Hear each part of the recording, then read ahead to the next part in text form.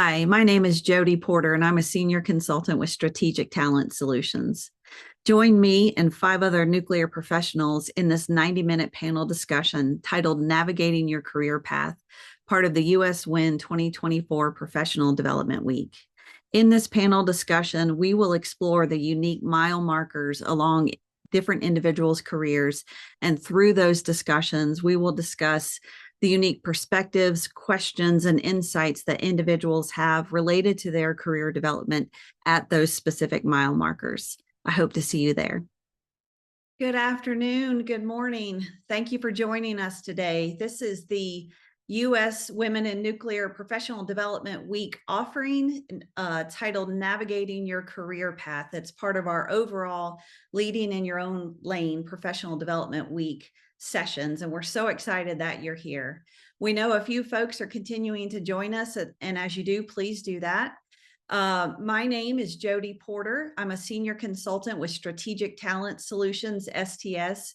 It's a Chicago-based talent management consulting firm with over 20 years of experience providing individual leader coaching and team coaching across a variety of industries, many of them in the nuclear energy industry in particular.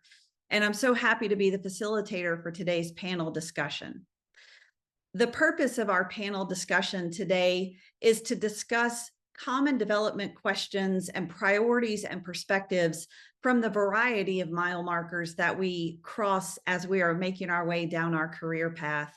Our purpose today is really to bring that variety of perspectives, to hear from folks all along their journey, wherever they are on their journey, so that we create a community of folks who are representing development questions at these different mile markers, development advice at these different mile markers, and so that you as the participants see yourselves in these panelists, and you can get advice either for where you are on your own journey or for others as you've gone forward, advice that you can give to others as you've gone along on your own journey.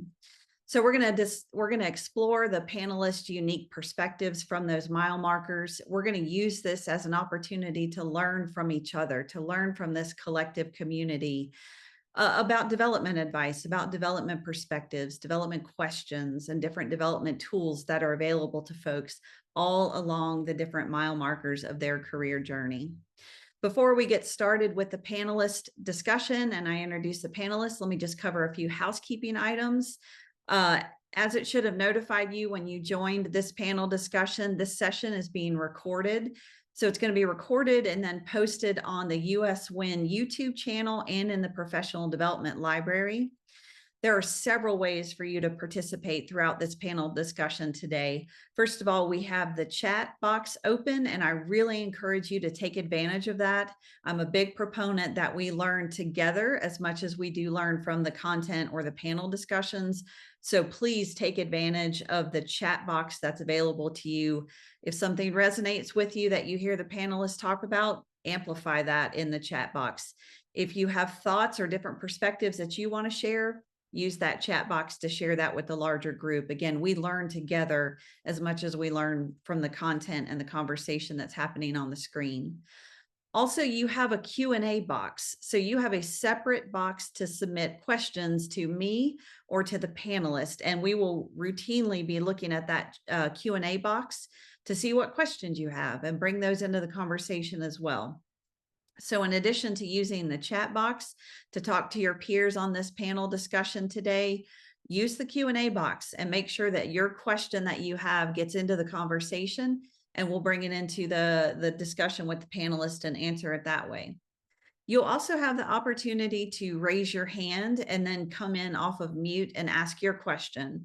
So if you'll use that hand raise function that's at the bottom of the Zoom box, Kay will help us unmute you, then you can come in and ask your question and contribute to the conversation that way. We will make sure that we pause routinely for questions to see what the dialogue is in the chat box. And then at the end as well, if there's additional time, we'll make sure that we pause and take time for questions then as well. Just a final reminder before I move us into the panel discussion, this session is being recorded so that we can include it in the WIN library going forward, and then you'll have access to it to go back for reference in a future date. So let's move on to our webinar, our panel discussion. I am so pleased to have several members of our U.S. Women in Nuclear community with us today for this panel discussion, and I'll ask them to come on camera as I introduce them. So I'll begin with Haley Fuller. So Haley is a reactor engineer at the Peach Bottom Atomic Power Station. She's most recently also interned with the Department of Energy Nuclear Headquarters, the Waste Isolation Pilot Plant, as well as Entergy's River Bend Station. Haley has a bachelor's in nuclear and chemical engineering. I can't even say it. That's how big the title is, from the Louisiana State University. And she also has a minor in leadership development, which is going to be fabulous for this conversation, all kinds of insights to share. Haley's actively involved in the WIN organization, and she in particular contributes to the Peach Bottom chapter, as well as the corporate Kennett Square chapter. She's passionate about public outreach, and she earned the Tom Dutton Award for 500 plus hours of volunteering during college, which is fantastic. You don't see a lot of that drive from young people all the time who are in college. So that's a truly an accomplishment. Well done. When Haley's not busy working and contributing to WIN, you can find her outside hiking and playing with her 5 pups, and 5, that sounds like 4 too many in my household. That's a lot of dogs. So busy lady. Haley, thank you for joining us. Next, we have Kristen McCoskey. So Kristen is a senior manager nuclear fuels at Constellation, where she oversees the boiling water reactor cycle management group. Kristen's had a variety of roles in her 20 years in nuclear power, including the reactor engineering manager at the LaSalle Clean Energy Center and the Clinton Clean Energy Center. She's also served as the lead cycle manager and the Clinton cycle manager as well. And prior to joining Constellation, she spent a few years at Sargent and Lundy as a mechanical design engineer. In her free time, Kristen serves as an ambassador for the ALS United Greater Chicago, which I think is a fantastic mission to have. I have a friend that was impacted by ALS, so that one's very special to me. Kristen is also the vice president of the Constellation Women's Network of Illinois. She holds a bachelor's of science in nuclear, plasma, and radiological engineer from the University of Illinois at Urbana-Champaign. And she also holds a pressurized water reactor senior reactor operator certificate, SRO certification. Thank you, Kristen. Thank you for being here. Next, I have Amanda Spalding. So Amanda holds the position of fellow engineer, advanced reactors licensing at Westinghouse. Amanda joined Westinghouse in 2009, and she's been in her role in the advanced reactors licensing group since 2020. Prior to joining that group, Amanda's held several roles at Westinghouse. She started in safety analysis before moving into licensing, supporting the 10 CFR Part 21 evaluations. She's also worked in the nuclear fuels group. Amanda has a bachelor's of science in mechanical engineering from the Massachusetts Institute of Technology. Amanda, thank you for being here. Next, we have Sydney Radford. So Sydney joined the Idaho National Laboratory in 2018, and she's the engagement, development, and wellness lead. In her role, she splits her time between environmental safety, health, and quality division, and she also supports the leadership team in maintaining and developing initiatives that are related to organizational growth, retention, employee engagement, recognition, and new team member introduction and onboarding. In her time, she also pulls from her experience in the medical field, which I think is a wonderful contribution. And she co-leads the Employee Development Network for Idaho National Laboratories. She has a bachelor's degree from Idaho State University and master's degree in human resource development in 2022. And outside of work, Sydney enjoys camping, fishing, going to concerts, and vacationing, which is wonderful. Sydney, thank you for joining us. And last, we have Erin Searcy. Dr. Erin Searcy is the Chief Technology Officer for the Idaho National Laboratory's Nuclear Science and Technology Directorate. Erin is responsible for the strategic and technology deployment activities, as well as engagements across Idaho National Labs with the Department of Energy, industry, and universities. Prior to that role, Erin has also spent time as the Director of Strategic Planning and Transformation, the Director of Institutional Planning and Programs, as well as work in bioengineering technologies and supporting the Bioengineering Technologies Office at the Department of Energy in Washington, D.C., and serving as a technical advisor by Idaho National Labs. Erin has a bachelor's, master's, and doctorate degrees in engineering. Erin, thank you for being here. As I stated at the beginning, my name's Jody Porter. I'll be your facilitator for today's panel discussion.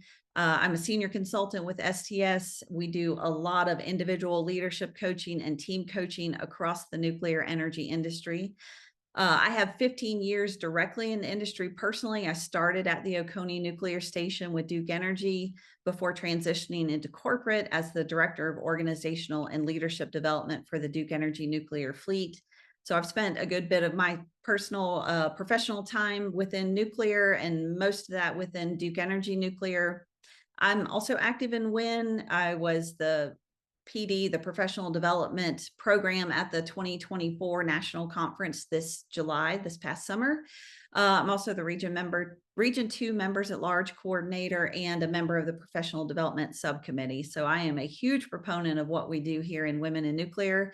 And again, thank you to the group for being here. So our purpose today, our purpose for this panel discussion, again, as the overall professional development week leading in your own lane, this panel discussion is called Navigating Your Career Path.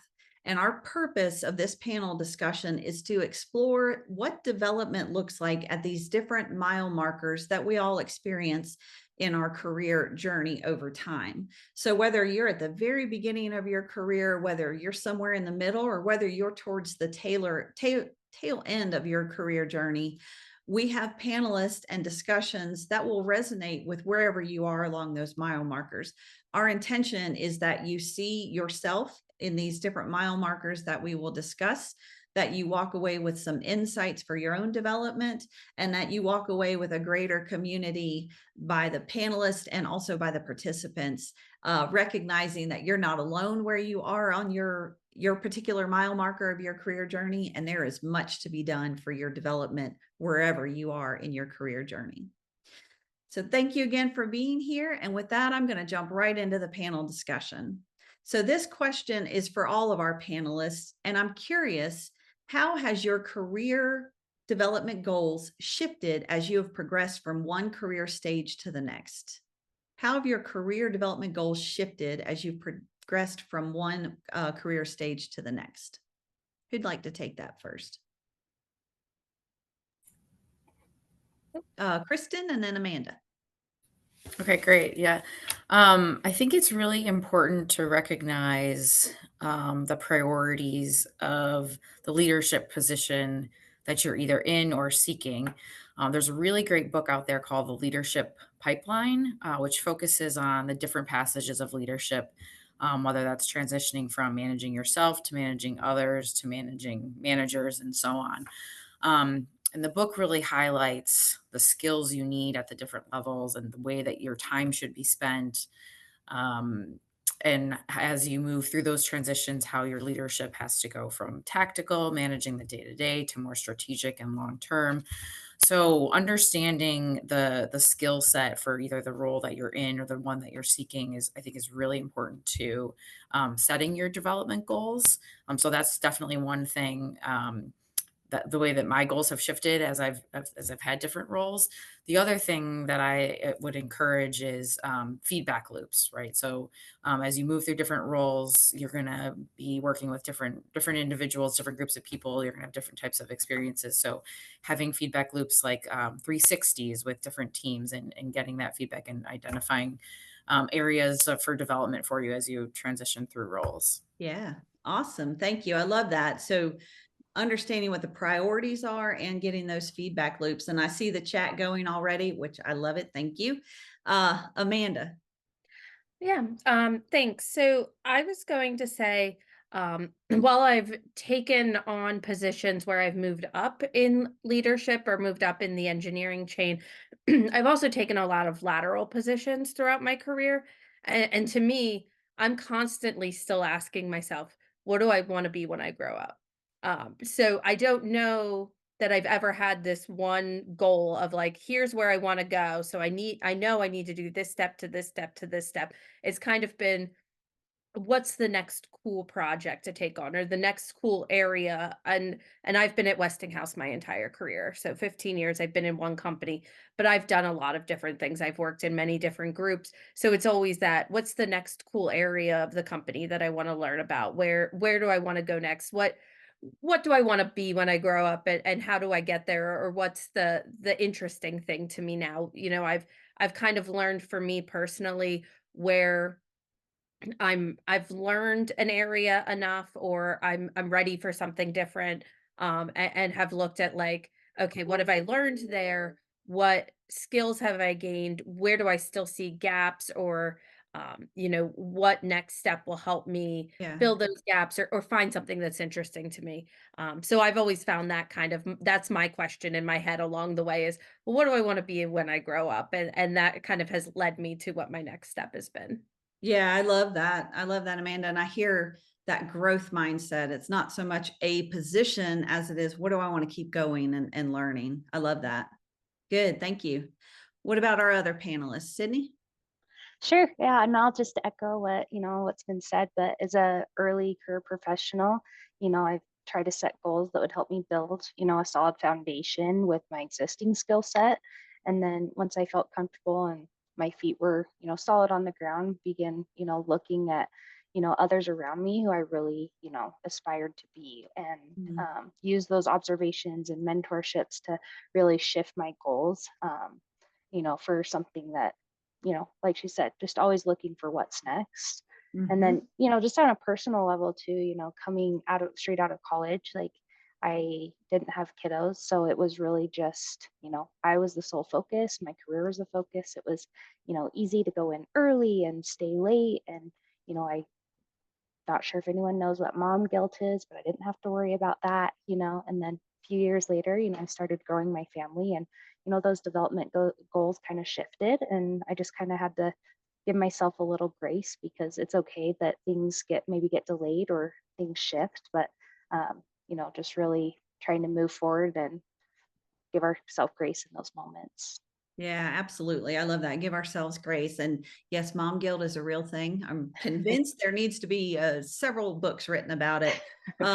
So 100% give ourselves grace. Things happen on the timeline that they're going to happen on, and sometimes we can push hard and sometimes we have to take our foot off the accelerator just a little bit to give ourselves a little bit of grace. I love that. Thank you. Haley, Aaron, what about you guys? I can go next. Mhm. So, I 100% agree with, where do I want to go? Like, what do I want to be with it when I grow up? Like, that's the question you get asked when you're straight out of high school, you're about to graduate college. You get asked the same question. You're like, I don't really know. And that's something that I really struggled with. Like, my last year of college, I had always been like, oh, I have another year to figure myself out. I have another year. So, we came to the last year, about to graduate. It's like, where do I go from here? And so, being able to have like those internship opportunities and being able to lean on people that I had for mentorship and being able to use them to help develop myself professionally and getting me to the position that I'm in today, to where it's just a continuous cycle. You have to learn to be open to new ideas, be open to new people. Like for example, I moved to Pennsylvania from Louisiana. I did a whole cross country move to start in my new role. I'm learning new people, I'm learning a new company, and having that opportunity to move cross country, there is a plethora of new people to learn from and their experiences and their opportunities. So, being able to go from like that college like student mindset to a very early professional. I've been enrolled for maybe 6 months. I'm fresh out of college, brand new. Um, and being able to gain more experience and more confidence, your goals start to shift. So when you first get hired on, it's very, oh, I want to get trained in my role. I want to understand. But then it's like, what can I do to better my team? What can I do to better myself? How can I help my team better themselves? And so you kind of get those ideas and you learn how to position yourself, but also staying open to those new ideas. So you don't have to stay in role forever. You don't have to stay in the same company forever. So just being open to those new ideas, those new people. One of my favorite things is going around the plant and talking to different people about their roles and what do they do. One thing I've learned is that everybody likes to talk about themselves and what they do. And it's a great opportunity to learn different aspects of the plant and different people. Yeah, it sure is. I think that's wonderful, Haley, that you're building connections, you're learning, the people, but you're also learning for yourself as well. And what I hear you and Sydney talk about is get in, get your feet underneath you, and then start looking around. That's kind of how that transition happens. And we'll come back to the early career transitions as we go. Erin, I'm curious about your perspective. How have your career development goals shifted as you've progressed from one stage to the next? Yeah, so many good comments from everybody. I'll say, certainly leading a team makes things a little different. You want to lead by example. If I expect people to prioritize their own goals and development paths, I should do the same. I should lead by example and do what I'm asking them to do. But I'll say, just echoing the comments about being open to new things and preparing yourself for those new opportunities by developing skills that you'll need to be successful, whether it's focusing on things are not your strengths or things like specific areas you might be interested in moving into and the skills needed to move into those areas. And a good way to identify what the skills needed are just by talking to people in the area and such. But I'll just very quickly say I would have never imagined my career would take the path it's taken. If you would ask me 15 years ago if you'd see me in this role, I would have been, I would have never even guessed this would be in the realm because I didn't even work in nuclear. So just having that openness to try new things, developing your skills so that you're ready when something becomes available that you're really interested in pursuing. Yep. No, I love that, Erin. Exactly. And that kind of brings all of this together. What I heard from each of the panelists, and one thing I want to emphasize out to the group, in coaching different leaders over the course of my career, when you ask people, what is it that you want to be when you grow up? It's sometimes pretty hard for people to point at a place on the map, on the chart, and say, I want to be that position. Some people can, and if you can, kudos to you. But the rest of us, it's hard for us to be like, I want to do that thing. We know a general direction or a general interest area, to Amanda's point, but we know kind of sort of where we want to go, but it's not necessarily that thing. In a way, I think that's kind of a benefit in that if you put your eyes on a prize so firmly that you can't see what else is out there, you might actually end up constraining your thinking. But the bigger point for our panelists and for our participants is it's okay if you don't know a position that you want to go to. I think what you should be hearing from the panelists is this openness to learning, this openness to other experiences, and this willingness to get in, get your feet underneath you, look around, and then to what Kristen's point was at the very beginning of this one, okay, now I'm in this role. How do my priorities and my viewpoint need to shift? Okay, now I'm in this role. How does it need to shift? And just continually doing that self-reflection and the looking around you, we will move even if we don't have a place that we're moving to. I think that's a great point. I'll just quickly add, Amanda made the great comments about it could be a lateral move. It's not always moving up. It could be, there's different ways to find your path. Yep, I 100% agree with that. I have a phrase I've often used in coaching individuals: don't be afraid to step out in order to step up. Sometimes we get so locked in and having to be in this one lane. Sometimes we have to step out in order to step up. I think that's a great point, Erin. Thank you. All right, so I'm going to move into some more early career type questions. So I'm going to begin with Sydney and Haley. But of course, the rest of the panelists, if you have items or perspectives to add, you are certainly welcome to do that. But beginning with Sydney and Haley, what advice would you give to students or early career professionals about how to navigate the first few years in this chosen field? What advice do you have for the first few years? Go ahead, Sydney. Sure. So actually, when I was doing my undergrad, my goal was to be a nurse. So I did the CNA program in high school. That was the end goal. And, I got through my second year of school and I had this revelation that, what I was doing, this wasn't very exciting to me. And so I chose not to follow that career path anymore. I knew I loved people. I want to be around people and I want to help them, but just, on a different scope. So luckily I was able to find, a path that aligned with my interests, and I had an amazing opportunity to come to, the lab. And I bring this up to point out that, in your first few years as a student in early career situations and interests, they may change. And, at the time I felt like, man, I already did those first 2 years. I've already spent the money, I put in the time, I might as well finish. But then, looking at that bigger picture, 2 years is really minimal compared to that 30, 40 years in the workforce doing something that, I'm not going to be passionate about. So, my advice is really just to seek out, what will make you happy and motivate you every day, even if, those things change over time. Yeah, I love that, Sydney. Thank you. Haley, what about you? What's your perspective? How do you, what's the advice for early career professionals as they're making their way in this first few years? Yeah. So navigating the first few years to me as both exciting and challenging. So you're getting out of college, you're getting your first, like I like to call it my big girl job. And so there's definitely some advice that I've built along, my 5.5 months and then all of college doing internships.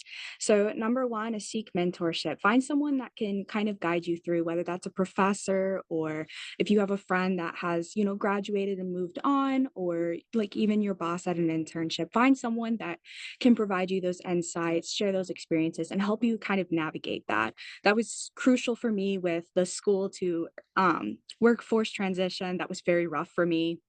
And don't hesitate to have multiple people. You don't have to have one person to mentor you through. My second one would be stay curious, stay open to learning. I'm a very curious person by nature, so always be learning, open to learning new things. Don't settle on one thing. The industry is constantly changing, so just because what you know now, it might be completely different later on. So just always be open. Um, Set clear goals. So that's kind of difficult within your first few months, but if for me with my IDP, there's several different areas that I've been looking at. I'm in reactor engineering, but do I want to be an SRO? Do I want to go to fuels? I don't know. I don't know. And that's the process that I'm learning, is having that development plan, having people to work with and kind of guide me through, being able to set up meetings and talk about the different career areas. Like I knew that you're a cycle manager, or you do core design for our plant. Like, can I sit in for a day with you? Can I shadow what you do? I might be interested in that moving forward. Number, I guess I'm at 4. So embrace new challenges. So it's very challenging moving from school to work. Don't be afraid of the challenges. Don't be afraid of challenging assignments. Take those on. They can be daunting, but it's also the best way, in my opinion, to learn and demonstrate your capabilities. You don't understand what you are capable of. I've really learned that in this position. And then number 6, or no, number 5, maintain a work-life balance. So, as Cindy said, um, most people coming into the field, don't have children yet. We are kid free, so it's easier for us to come in and out, stay later, come in early. But it's also important to take care of your well-being. So ensure that you have a healthy work-life balance. Don't burn yourself out to the point that you're not enthused about your work anymore. One thing for me is if I don't like it and I'm not enjoying the work I'm doing, or I've burnt myself on it, um, I'm not going to do as great of a job, and I'm not going to develop myself as well. So just remember that these first few years are time for exploration and growth. Be patient with yourself, focus on your development when you have the time. Don't be afraid to ask for help. Your career is a journey. It's a unique journey to you. And so it can be positive, it can be challenging, but it contributes to your overall success and growth. So don't be afraid. That is so nice. Haley, thank you so much in there. Beginning with what Sydney talked about, finding the things that you enjoy and that make you happy and that kind of fill you up, the things that keep you motivated. From what Sydney was saying, and then Haley, what you added, the first few years, exploration, be willing to take risks, be willing to make mistakes, because sometimes those are the best teachers. Finding those teachers in the organization, the mentors, the resources, staying open and curious. I love that. And the piece about work-life balance if any of you have heard me talk before, you know, I am passionate about talking about engagement and burnout and maintaining that good well-being. It's so important. And the habits you start early are the habits that you will continue as you go forward in your career. And then they just become that much more important as you go. So Haley, I love that. I see a couple of questions coming in the chat box, or in the Q&A box. Keep them going because we're going to come back to them.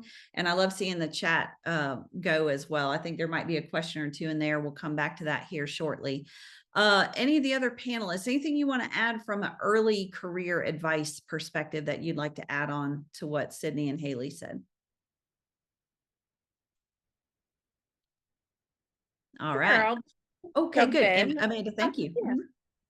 Yeah. Yeah. I think I just want to highlight some of the things, you know, now I have a lot of early career professionals who I mentor and have been joining. So I'm kind of on the other end of helping them at the beginning of their career. And I think those points of being open, listening, learning, being willing to help where needed.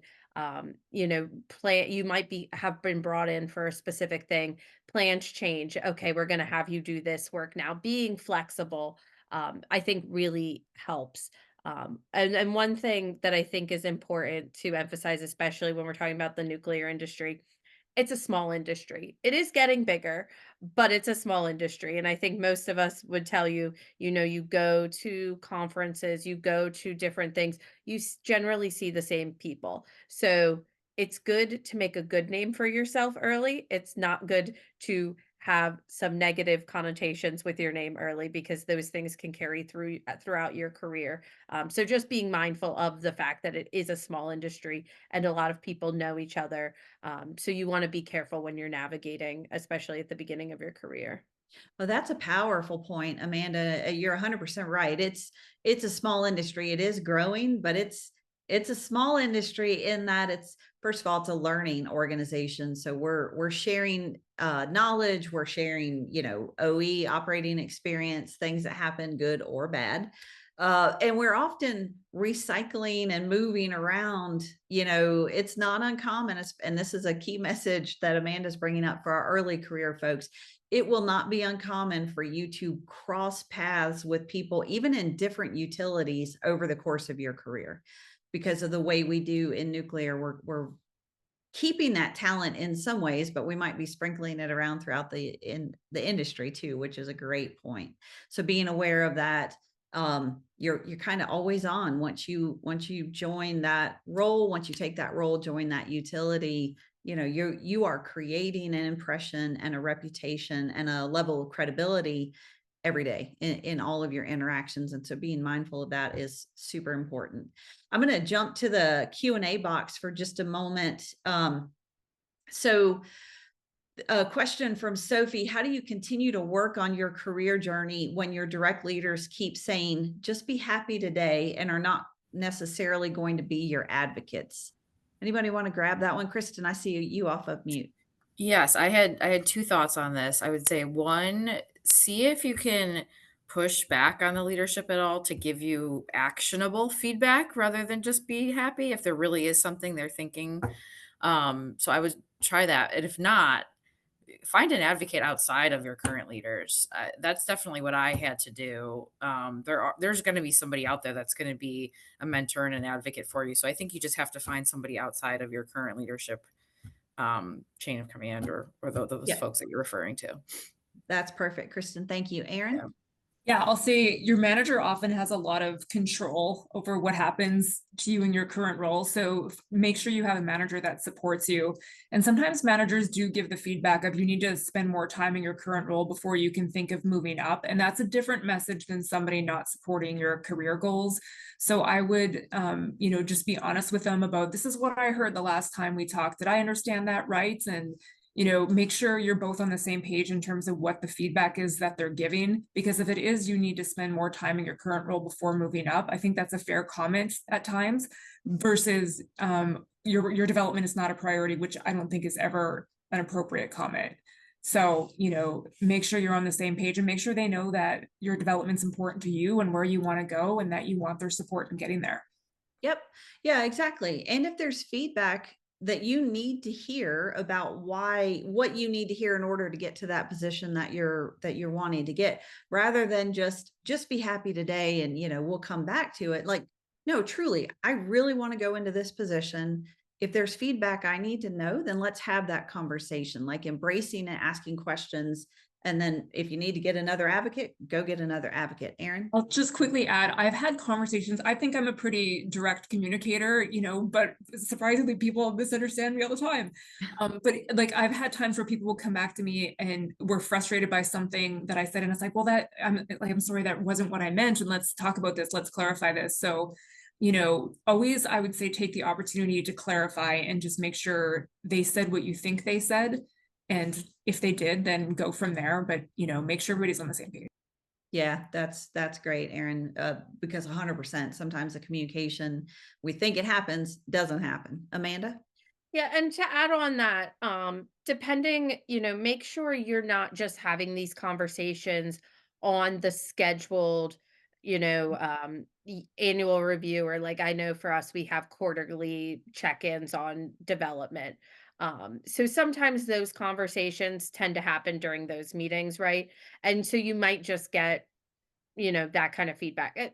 Come back and have that conversation more regularly, if you're not already doing that. Because I find having those conversations kind of off cycle of like the official ones are sometimes how you can get a little bit more progress than like the official one, because that sometimes is like checking the box of your objectives and things like that. Yep, that's a great point, Amanda. And that really does show that commitment and ownership from you for your development. It's not just an annual thing, it's an everyday thing. Mhm. That's great. Thank you. All right, so we've got a couple of other questions. I'm curious about, there's a question here that's kind of similar to this question of advocacy and kind of advocating for yourself, but it's a little bit different question. So how do you deal with the lack of transparency related to possible job openings if these jobs are not posted in the internal jobs posting board? So in general, this person's company, this is again from Sophie, the company generally just posts supervisor positions, but not necessarily above supervisor positions. So any advice on how you have that conversation about those potential jobs that are above the supervisor position? I have a perspective from my time as a director of organizational leadership development, but I want to hear from panelists first. Erin? So I'll say this and then I'll stop talking. But I think it's always a good idea to let people know what your career goals are, so that if they're not posting these positions, then at least people know that it's something you're interested in pursuing. Maybe not next year, maybe not 2 years from now, but this is a path you're interested in and you want to develop the skills to get there.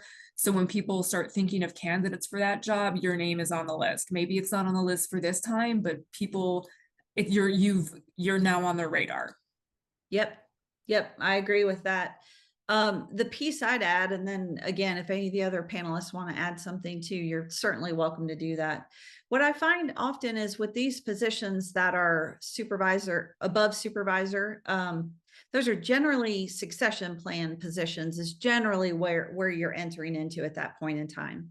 And a lot of times those positions will have a succession plan and a succession slate of potential candidates that have been well vetted by HR, organizational development, and the different leadership teams.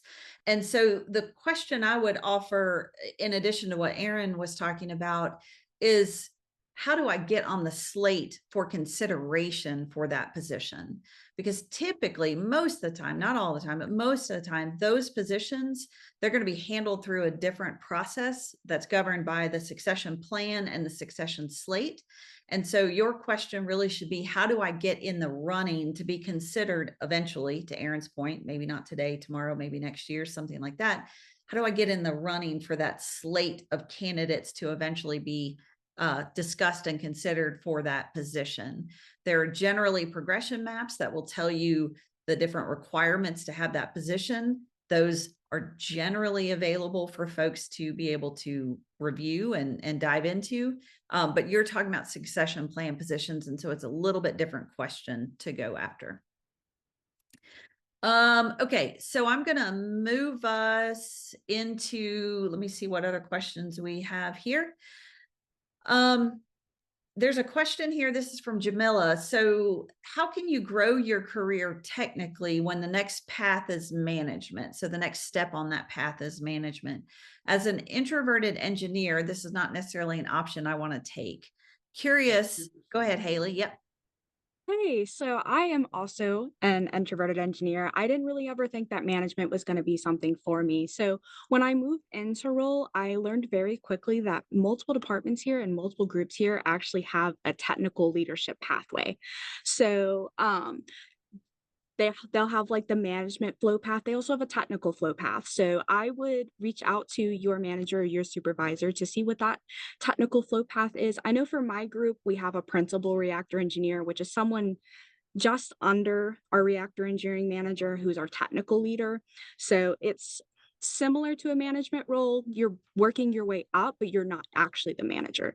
So that's actually something that I'm exploring myself. So not every role, not every job, the pipeline up is management. There are other options, and I 100% like look into those options. They are available. They're not as much talked about. Most people just think it's the management pipeline, but those technical leadership opportunities are there. Good. Very good. Thank you, Haley. And Amanda? yeah, I'll just add it. I mean, that's the role I've taken, right? That's the path I've taken. So I'm a fellow engineer at Westinghouse, which is kind of the same thing. We have principal. I know every company's, positions are a little different, but so as a fellow engineer, I am, I work in my group with my manager, but I do a lot of the technical leadership for our team. So while I'm still on the technical side, I'm the person that's, being pulled in multidisciplinary technical issues to help solve those on those teams. It's not the management side of things. I know for me right now, at least, that's not the path I wanted to follow. I liked following the technical path. So, look at what's available either in your company or in other, companies, if that's an option you want to look into. But I do know that there are a lot of options for that kind of technical leadership. So definitely explore what's there. And I love it. It's what I do. I knew that management, at least now, like I said, I'll figure out what I want to be next, but that's the path I like right now. So I've been doing Sure. that and I love it. Yeah, no, thank you, Amanda. I mean, what you're emphasizing is, the fact or the assertion that we can all be leaders in our roles. It doesn't necessarily have to be a people leader role to exert that influence and that leadership, program management, whatnot. The piece I would offer also, just from my perspective as a leadership coach, I might not discount the ability or the option of going into management without exploring it first, at least. And often because I know a lot of times we think the extroverted folks are often the ones that are getting into those leadership roles, but those introverted folks, sometimes those can be really powerful leaders, but they do it quietly. They do it in the way that introverts do. And so I like to call those folks the voice of reason at the table. Like, we need those folks in leadership and influencing our organizations just as much as we need the other styles too. So it's definitely, I think, a core theme I hear coming out here is, the exploration, looking at these different options and really considering them as you go forward. I see the comments moving along in the chat. I think that's wonderful. Thank you for putting Quiet, The Power of Introverts. That's a book that can really speak to the power of those introverts. I'm going to move us back into some of our questions. Keep the questions coming in the chat. We'll come back to those as well, or excuse me, not the chat, but the QA box. So I'm going to bring us to our first line leader, mid-career professionals. And so I'll start with Amanda and Kristen, but I'm curious about, how do you manage the balance between your own personal development and growth and leading a team? How do you strike that balance? Sure, I can start. Sure. So I think the balance for me changes depending on where I am in a role. I've had several roles in the past several years that about every 2 years I've been really transitioned, and taking over a new role is personal development while you're leading a team, right? So if I'm learning a brand new role, that's where my time is going to be focused, probably initially in role. And I may, basically all my time is personal development as well as leading the team. And then maybe as I get to learn the role a bit better, maybe a year or two into the role, I can start kind of, I mentioned earlier, getting that feedback, looking at places where I can improve, trying to spend some more dedicated time on improvement now that I'm in a better spot with leading the team. The other piece of it too that I wanted to mention is that part of leading a team is developing your people. And Erin mentioned this too, that you want to lead by example. And so in learning to develop others, I'm also developing my own mentoring skills. But it's also been shown that when you're giving advice to others, you're more likely to follow it. So you're more likely to lead by example. So if I'm mentoring my supervisors, that they need to be putting in observations and having effective one-on-ones and giving meaningful feedback, and I'm more likely to do those things as well. And so I'm leading my team, but also developing myself and making sure that I'm continuing on my journey. Amanda, Yeah, did you have that's anything to add? yeah. That's perfect, Kristen. Thank you. I've had that self-reflection too. When I've been coaching somebody, I'm like, oh, this is probably good advice that I need to be taking for myself. Like it's true.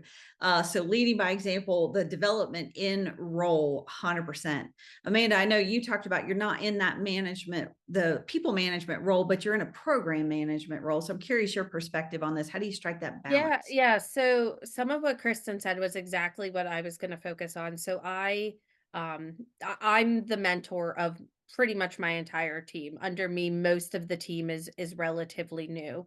But mentorship and being a good mentor is development for myself, right? This is a new role for me. And so being able to, the success isn't me necessarily being successful, it's my team being successful, and seeing them learn new things, them do a great job on a specific task that I helped mentor them. I don't need the credit, I'm good. Like I've done my job there.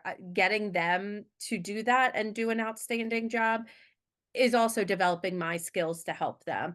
That also helps free some of my time up, that they're taking over a lot of the tasks I would have done. So now I can focus more on those like high level strategy, higher visibility projects that my role should be focused on. So I can develop those kind of skills interacting with our senior leadership while also developing the mentoring skills for my team. Yeah, perfect. I hear that it's kind of that 70-20-10 model of our development, right? 70% of our development comes from on the job, just doing the work, either doing the work and then, developing in that way, or doing the work of developing others. Like there's so much growth for us as individuals just in doing the work. That 20% is the relationships, the networks, the mentoring, the people connections. And then you've got that little 10% that's training, and particularly when it's applied back on the job. But what I hear you guys talking about is, in some ways, I'm developing myself even as I'm going about doing my work. I'm curious, from the other panelists' perspectives, how do you balance this? How do you balance the work and your own development?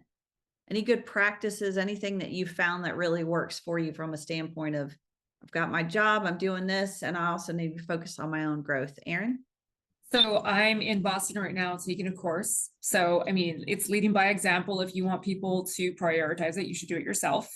But it could also be an opportunity to delegate some of your responsibilities to some more junior staff. If it's a more time-consuming development opportunity. So, and you can also, I think it makes you a better leader when you're continuously learning and can pass that on to your staff. So I think there's definitely ways to focus on the positives. Perfect. Thank you. Sydney, Haley, I just want to give you guys an opportunity. Anything you want to add there as far as how you strike that balance, your own development and then the work as well? Haley? Yeah. So for me, my job is pretty work intensive. So I take the time to make one-on-one meetings, that are, every week or every other week with different people in the plant or in our corporate office or other offices that I'm interested in. And so we'll do one-on-one meetings.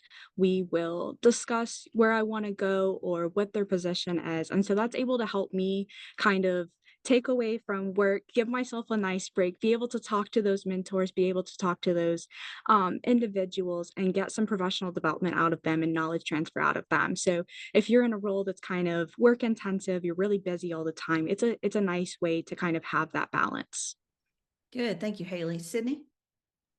Yeah, I'd just like to add that, I'm really fortunate because my, direct manager is, a great role model. And so when we do those, weekly one-on-ones, I really do take that opportunity to have those discussions and, to, further my development. Like even last week, just throwing something out there, she found me a new mentor, so it's just using, your time wisely and taking advantage of it. Yeah, I love that. Using your time wisely, taking advantage of it, and inserting development into the conversation in a routine way. So Haley, you mentioned the one-on-ones and you're using those to soak up knowledge. Sydney, you referenced that as well. Like, having that conversation. You've heard from the other panelists, kind of modeling it, walking the talk, talking the talk, like doing it for yourself and then setting the expectations that others are developing that way. I really like this piece about making it just a routine part of the conversation. So it's not a one-off, it's just the way you talk. And so that really drives home to your manager that, hey, I'm serious about this. Like, I want to grow and develop. I need your help to do that. Amanda, I see you off of mute. Yeah, I just wanted to give one kind of tip or trick that I've learned from others and I've implemented. Um, so there's the part of it of actually doing the professional development, so meeting with the mentors, going to trainings or going to different, things to learn and improve yourself. And then there's part of it, and I'm sure most of our companies are the same way, where you formally document the skills that you've obtained. You formally document your technical development or different things like that. And that's the part that I always struggle with, is like finding the time to sit down and write everything I've done or the skills that I've gained to get to those next steps, because usually you need that documented for some kind of promotion or some kind of move to a new position. Um, and I've found that Fridays are really good. Our company has flexible work, so some people have 980s or only work half days. So it's usually a little bit less busy. I'll actually like show that I'm offline, but I'm working. So I'm focused on this one thing of documenting these Right. professional development things or these development updates, and nobody can bug me, because if it looks like I'm online, I'm going to get a ping on Teams. I'm going to get an email. It never Someone's going to schedule stops. a meeting, and I'm never going to take the time to write it down so that I can actually go do something with those skills that I've learned. Yep. No, you are 100% right. You have to carve out that time. And a piece that I want to bring forward from what Amanda was saying and just emphasize for all of the participants, keep that in mind also as you're growing your resume. So what you are putting your resume together to hopefully take another job still within nuclear. We want you staying in nuclear, wherever you are in nuclear, stay. But as you're building your resume, you need those examples, you need the results, you need those quantifiable results, you need the details. And for those of you that are early in career, let me give you a piece of advice. You will be amazed at what you forget over time. I think part of it is we get so busy doing the work. I coach a lot of women about don't get so busy looking down doing the work that you forget to look up and look out. And to Amanda's point, document what you've been doing to grow your own development. Document the results that you've been achieving, because you will forget and you will need it on your resume and your different documentation as you go forward. So that's a golden nugget right there. Like, get in the habit of starting to document these results. You'll be amazed at what you forget, and you'll be amazed at what you still need to remember to bring forward. Awesome. Thank you. I want to pull back. There's a couple of questions that are in the chat box here. And this is really about the progression maps and the succession planning and that whole process. So I'm going to combine a couple of them. One is the first part of the question: how long do you give yourself in a position before you decide to move on if you're not loving it? That's one question. And then kind of related to that, how do you go and get information or access related to succession plans, progression maps, so that you can use that information to continue to grow your career as well? So part one's like, how long would you recommend being in the role for before you decide to move? And then second one is the succession plan and progression maps. Kristen?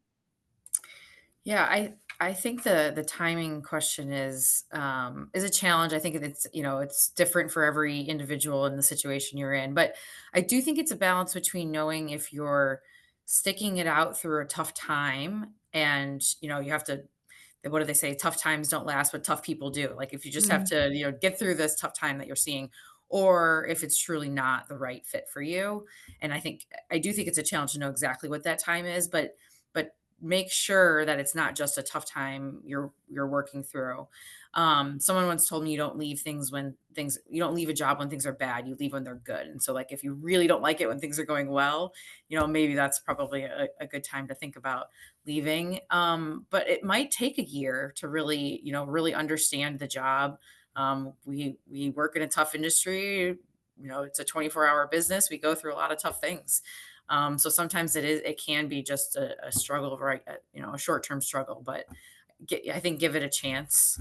I would probably say a year, or try to find, what the good and what you are learning. I've had some jobs that I really didn't want to be there and I wanted to get out as fast as I could, but looking back, they were invaluable to what I learned during the time. That's awesome. Erin, what would you add? I second everything Kristen said. I would also say, if you feel comfortable doing so, and hopefully you do, just talk to your manager about it. Like, are there specific aspects that you don't like doing, and there's a reason that you can work through, or, at least be communicative. Maybe there's different options within your current job. Especially if they have a lot of people, they can sometimes move tasks around depending on the reason you don't like doing something. So at least, I would do within your power to make it better. And you can still at the same time look for something else if it's something you're really unhappy in, but maybe there's an opportunity to make some adjustments and make some changes that would make you happier. Yeah, I love that, Erin. Kind of having some more conversation to explore, okay, is there something we can do to make a difference, to make a change before I move on? I love that. In general, from a leadership development type perspective, you want to give it a year or two, kind of what Kristen said, at least, maybe a year. You want to have a longer, take the long view, take the big view, or the long view of your career. And I love the quote, I didn't get the whole quote, but tough people survive, basically, is what I took away from Kristen's. So it may be a tough job, but tough people survive. And so there will be something to take away from that job. Take the long view of your career. Think about, okay, what are the implications if I did leave this job, this company at less than one? Thank you, Kristen. Tough times don't last, tough people do. I love it. I'm going to get that on a t-shirt somewhere. But take that long view so that you are, making the right decision, the best decision for yourself, but the best decision in terms of your overall career. So you're careful from that perspective. A lot of times when I'm coaching people, especially as they're making a leadership transition, there will come a time, not too terribly long after you've made that jump to a new job, a new career, and you're going to look around and think, oh, what have I done? And part of that is because you are moving from what is known and comfortable and what you're familiar with into something new. So just recognize you are going through the change process. And similar to the grief process, there are ebbs and flows, valleys and peaks, and don't jump just because you might be in a valley when you're headed towards a peak, is what I would offer from that. The succession plan piece, just want to touch on this. Almost all companies, not all of them, almost all of them will have a succession plan. Typically, to support that succession plan, they will have identified positions that they have a succession plan to support, a slate of people that they have vetted against that position. The slates are confidential. You can't know everybody who's on that list, but what positions are succession planned for, and typically what is required to be there, the progression map that is required to be in that position, those are typically not confidential.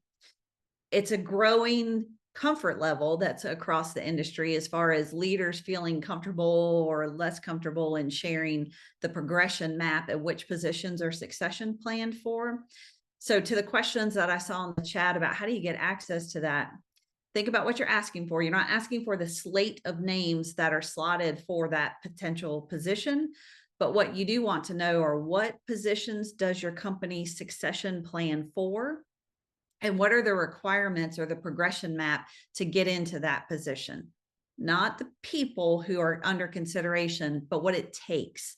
That's what you're asking for. That's a conversation you can have with your manager or your HR business partner or your OD consultant, leadership development consultant. What does it take to get into that position? That's what you're trying to find out in that conversation. All right, I'm going to keep us moving. And so I'm curious about this perspective, and I'm going to ask this of all the panelists, and I'm going to start with our early career folks, and then we'll move on from there. But I'm curious about how do you measure your own growth and success as a leader today? And then for the folks that are a bit later on in their career journey along that path, how has that changed for you? So what does success look like for you in your own growth and development? And then as your career has gone over time, how has that changed for you? So maybe Sydney, I might start with you. How do you define success for yourself in your growth and development today? Yeah, so I think, just looking back from when I, first entered the professional world and until now, there are a lot of things that have changed. And I just really love to see, how I've grown professionally and in my personal life. So, just having that pride and knowing that, I'm working full time, I earned a master's degree while growing a family. It's just, I'm excited to raise, strong girls. I have two little girls, and I think that's, I hope that I can set that example to them, when they are old enough to, have that desire to grow and develop professionally as well. Awesome. Thank you. So your continued growth, setting the stage, modeling it for your family as well. I love that. Haley, what about you? How do you measure success in your own growth and development today? So this was actually a question I got from my leadership development classes is how do I measure success? What is success to me? And so success is kind of a different definition for everyone, I would say. And measuring your growth and success as a leader or as a new employee, it's both self-assessment and feedback from others. So when I was taking my leadership development classes, you have to do assessments to kind of gauge what type of leader you are. And so I found that I am a people-based leader. I really care about my team. I care about the people that I'm working with. I want to see them succeed as much as I want to see myself succeed. So with that, it's doing self-reflection on my my professional development, how my skills and knowledge have evolved over time. Am I learning? Am I meeting my curious by nature aspect of myself? How is my approach to problem solving and decision making? Has that matured? Is that better? And then I also think about how I've achieved my goals that I've set for myself. So I have a list of goals in like my own little Word document. And every time that I do something that relates to that goal or I feel that I've improved, I like write under that goal of like what I've done to achieve that. And so that's very helpful for me in keeping me motivated in following my goals and developing myself and keeping myself successful. I also love feedback from my peers and my mentors. So I'm always asking for feedback. I'm always asking, hey, how can I improve? What do you think I could do better? And that has helped me tremendously with being able to understand what I thought might have been a not a weakness. A strength of mine was actually maybe a weakness. And so being able to further develop that, like sometimes communication is a little difficult and maybe I'm not addressing something clearly to someone else in a way, maybe I'm being too technical. I also look at my impact of others. So my group, I love to help my coworkers and my peers by contributing to their success. So being able to talk with them about where they want to go or helping them with a project or helping them develop a skill. While I'm not qualified, I do have expertise from past internships and I apply new knowledge. And I'm like, well, have you considered this? Or this is what I know. This is subject matter that I know, and being able to help my team with that and their achievement of their goals. And then adaptability and resilience. So challenges and changes. I've had a lot of challenges in my life. So being able to overcome those obstacles, navigate through difficult challenges, being comfortable with being uncomfortable. That is a quote I love. You can't grow if you're comfortable. You have to be uncomfortable at some point. So it can be individual, it can be skill based, it can be team based, it can be organization based, but having the ability to inspire and guide others towards achieving their goals, um, to me, that's success. Being able to see the people around me also grow. Yeah, I love that. The impact that you have on others wherever you are in your overall career, like you have the ability to impact others, and looking at that as that measure of success. I love that. What about Amanda, Kristen, Aaron? What about you guys? Your measure of success for your growth and success as a leader today, and curious about if that has changed over time for you. Sure. So I think that point on helping others succeed is where I've seen a big shift throughout my career, right? It's, at the beginning it was, oh, I did a really good job, got this, document done, had this approval from NRC. Now it's I'm helping my team and I'm seeing the people that I'm mentoring have those successes. And so it's really great to see that I've helped them get to that point. Um, I think another part of it for me now is success sometimes is bigger on like an industry level. So I'm involved in a lot of like the NEI working groups and large like industry initiatives now. So being involved in like setting the path forward for industry. I meant, or it was mentioned in my bio, I'm in advanced reactors. I'm our technical lead for licensing for the Avinci micro reactor. So, a lot of the rulemaking that's going out for advanced reactors, being one of the people seeing that policy changing and those regulations that will help our industry going forward. To me, that's like my new measure of success. It's like, okay, I'm setting us all up for success here, not just like me personally for success. Yeah, I love that. It really does change. It's not so much about you, it's about how you're helping others. And then to your point, what's the legacy you're having on the industry? What's the impact you're having there? I love that. Krista, what about you?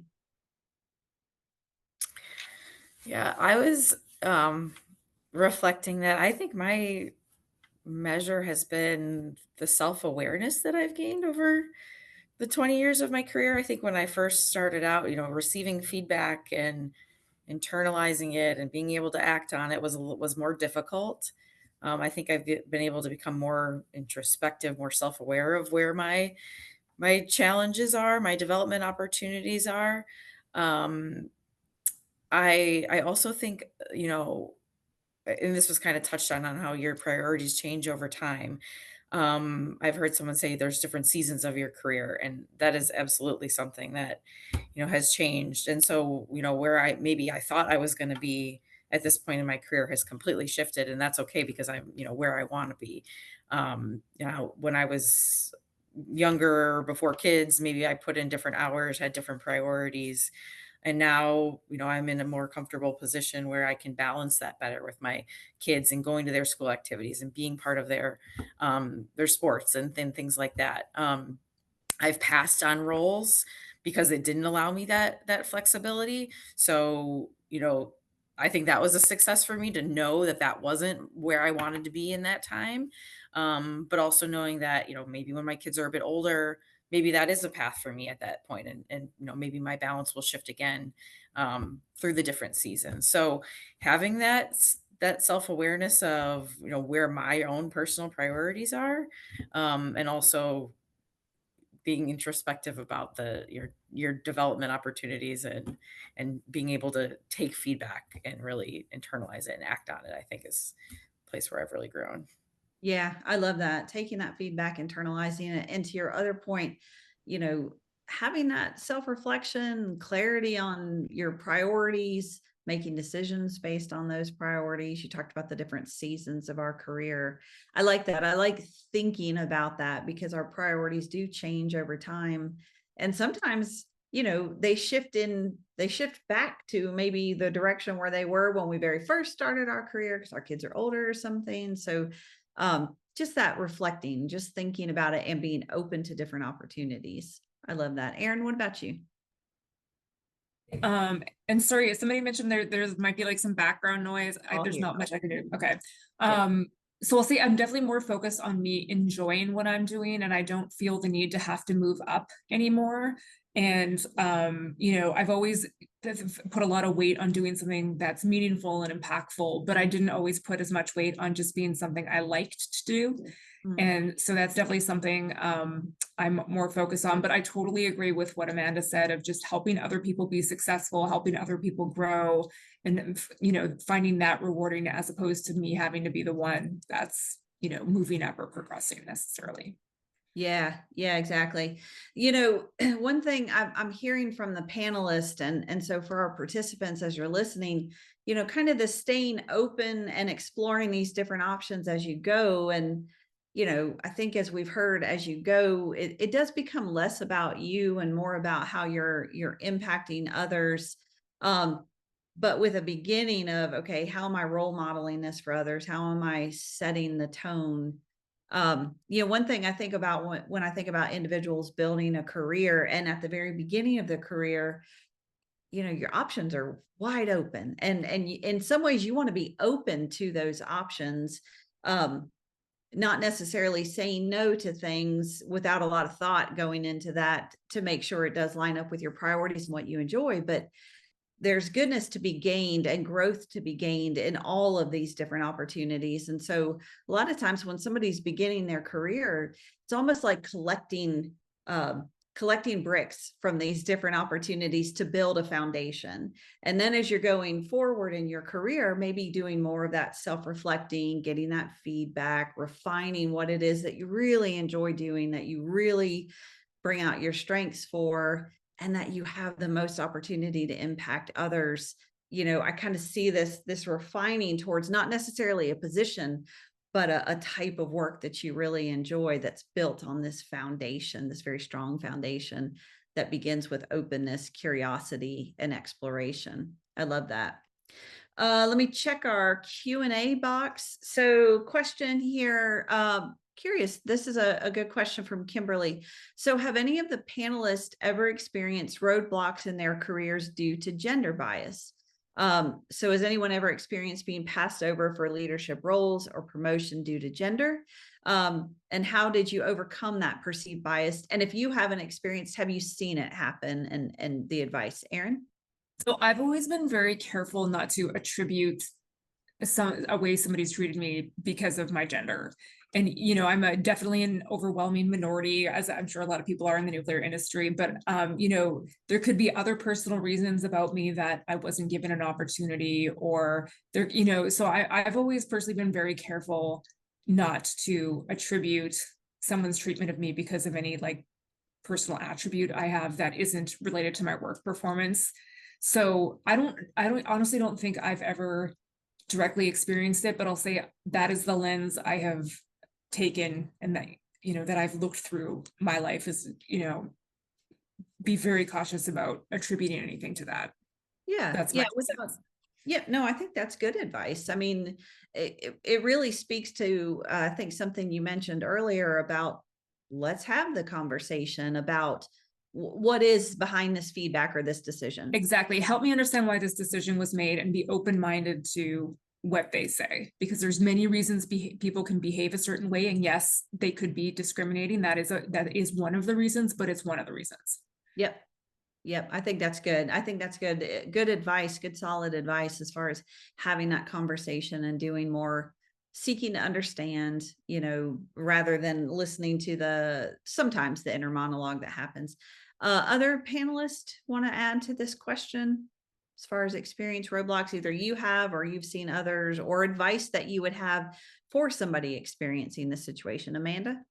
Yep. So my experience wasn't necessarily internal to my company, but it was very early on in my career, and kind of like what Erin's saying. Like, I don't want to attribute it to any specific um, reason, but I'll share the story. So I was meeting with NRC on an analysis that I had performed. I was the one who knew the details, but we had some of my other team with me, more seasoned professionals, and the NRC reviewer constantly referred questions to my coworkers who were my mentors, but they were not the ones who had done the work. I had done the work.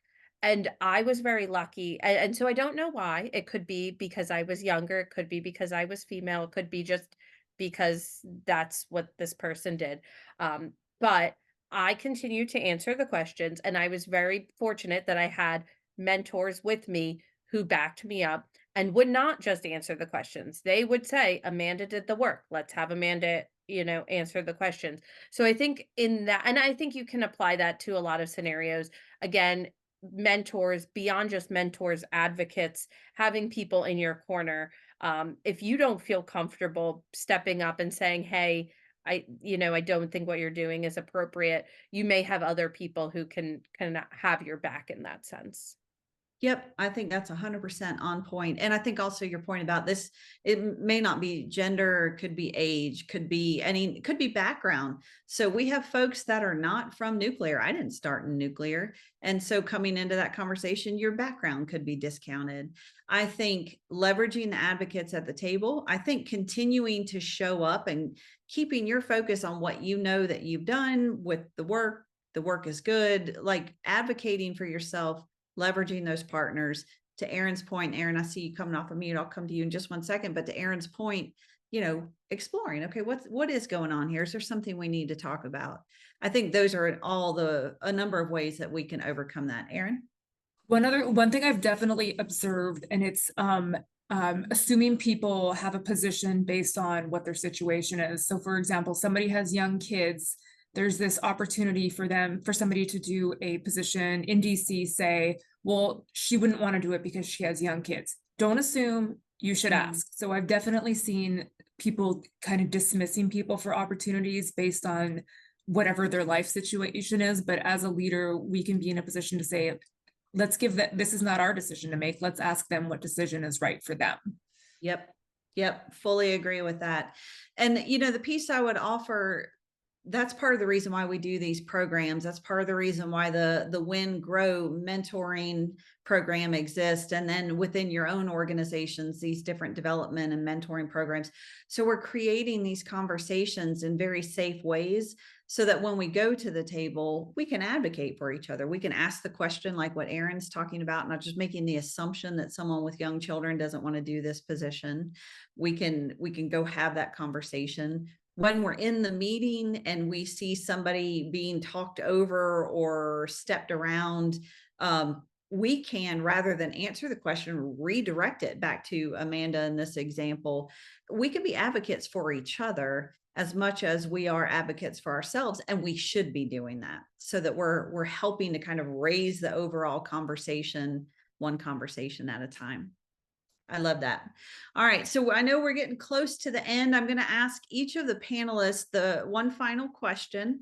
And as we're doing that, again, please keep the chat going, keep the questions going. And if we have some more time, we'll definitely come back to them. But to the panelists, what's that one piece of advice that you'd offer to the professionals at these different stages, these different mile markers of their career journey to help them where they are? What's that one piece of advice you would offer them in their specific mile marker? Who wants to get us started? Go first, really quickly. The best piece of advice I've ever gotten at any stage of my career is be careful who you take advice from. So I think there's a lot of very well-meaning people who give you advice based on what was right for them or what they think is right for you, but listen to people, get input from a lot of different sources, especially people you trust, but do what is right for you. That's great, Erin. Thank you. Who else? Sydney?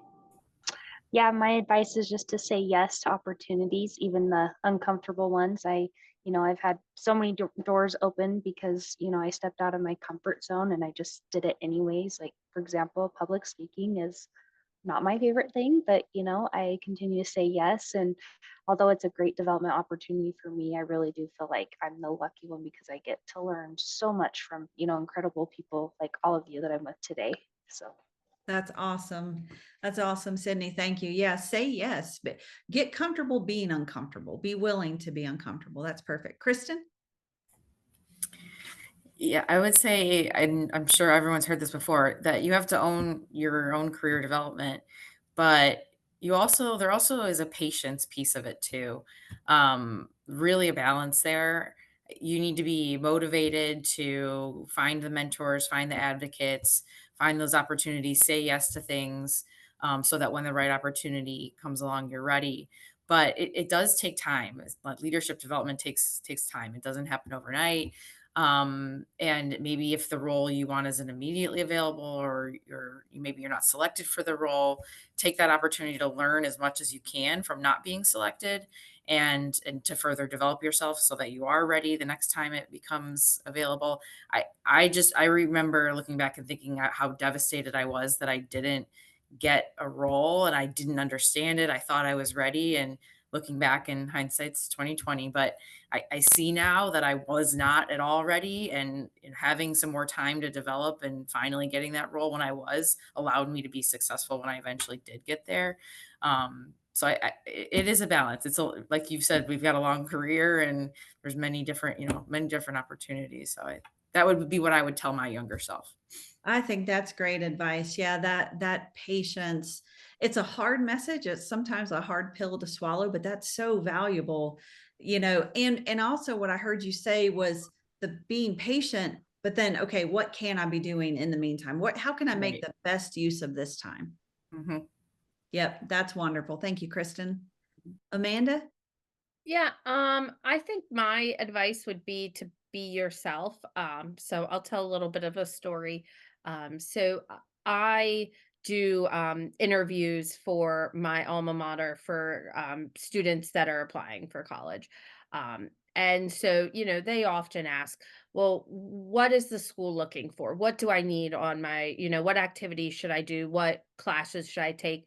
And I always tell them, don't think about it that way. Do what you're passionate about, do what you're interested in, because it's a two-way street. It's not just you, the school seeing if you're the right fit for them. It's you seeing if that school's the right fit for you.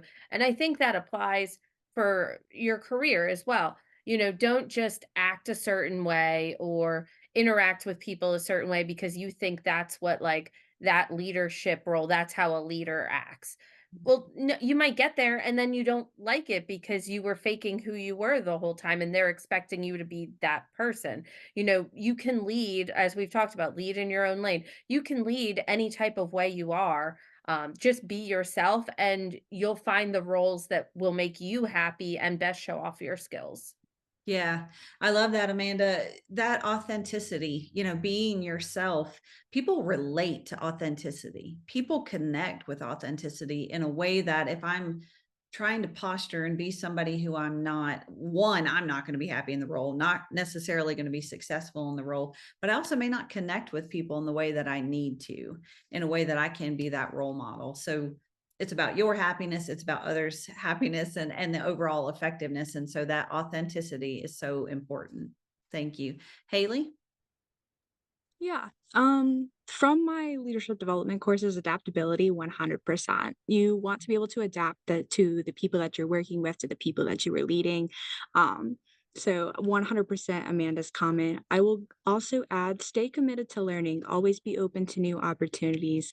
Um, Now, whether or not, like, if it's something mental or emotional health, like, and it's going to be bad, like, obviously don't take that opportunity, but always be open to a new opportunity. So you're building the foundation for your success. So you want to put, the best, I guess, care into building that foundation. It's like a house. You're building your home, you're building your success, building your professional development, and you're in charge of that. So the more that you put into it, the more you're going to get back. Oh yeah, 100%. The more you put into it, the more you're going to get back. And you own your development. So, the messages I've heard from the panelists, thank you, Haley, for yours. You own it. What you put into it, you're going to get back. And, what I've heard from all of the panelists, exploration, curiosity, not afraid to say yes to different opportunities. I see Jamila's comment in here. Don't be afraid to say no. Also, if there's something that truly doesn't align with your values and the direction you want to go, don't be afraid to say no. The patience piece, what a powerful message. Just be patient, recognize you're playing that long game in your career. Yes, it feels very immediate. It's today, but today can turn into a 40-year career when you're taking that long view and really paying attention, advocating for yourself, taking advantage of those resources, getting the feedback, finding a coach if you need somebody. That's one thing, if I had to do over, when I think back on my career, when I made a big jump in position, I wish I would have gone and gotten a coach so that I would have had somebody outside of my chain of command, a safe place, objective place where I could have talked through issues. So you have a wealth of resources and advocates available to you where you are. Women in Nuclear is a big source of that. So take advantage of those, all those resources, and being thoughtful and being reflective and having that growth mindset, which I've heard from each of our panelists as we've gone today. To our panelists, thank you. Thank you for your time today. Thank you for being willing to be part of this. To our participants, thank you as well. I love seeing the chat moving and the questions. I'm sorry if we didn't get to all of them. My apologies for running out of time there, but thank you. I love seeing the conversation going. And thank you for hanging out with us today. With that, I'm going to turn it back over to Price Collins to close us out. Thank you, Jody. That was a fantastic session today.